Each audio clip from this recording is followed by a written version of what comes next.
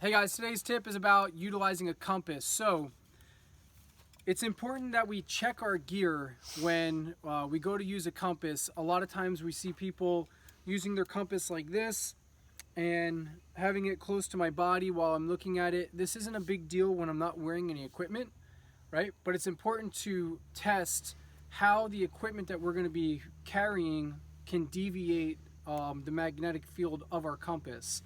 And this might come into play where it doesn't seem like a big deal because I have nothing up here on my chest.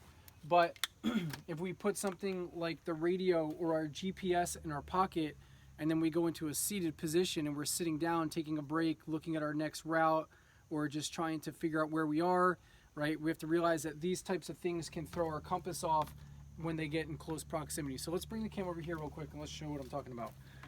So if I come here, okay, I'm just gonna line this up with the arrow so the arrow is nice and neutral. If I come over here and put this down on here, see how it deviates the needle? I pick it up and I bring it away from the tailgate, right? And it comes back to that position. I come to here and it starts to deviate the compass out to the side. So put that in and show it with that. Yeah, we can try it with the watch. So if I come here, let's get that lined up. Bring the watch up. Ooh, the watch does a good one. So if you're using the compass with your watch hand, you want to check and make sure that your watch isn't going to throw it off. If I take my radio, right, the radio moves it. See that? So again, people are going to be like, Rich, dude, I'm not holding my radio or GPS or my watch underneath the compass while I'm doing it. Okay, but this is what's important to realize. I go and throw my GPS in my pocket. We're getting ready to go, you know, I throw my radio in my other pocket. We're going through, we're walking through the woods. Here we are later in the day. We're getting tired, we're getting fatigued, right? Maybe I'm sitting on a rock and we're talking about where's our next route, and I'm sitting here and watch this. So I go here. When it's out in front of my body, okay, here's this position. I bring it back in and I'm sitting here on my lap and it deviates the compass because that's in my pocket. As I come up, it moves back. As I put it down, it turns. So just little things to realize when we're plotting. And if we're gonna throw, like a lot of times you see in movies and stuff like that, people throw their maps on the tailgate of the truck or the hood of the truck, and they throw their compass down and they're orientating their map. And it's like, dude, if you put it on the hood of the truck or the tailgate, it's most likely going to deviate your compass.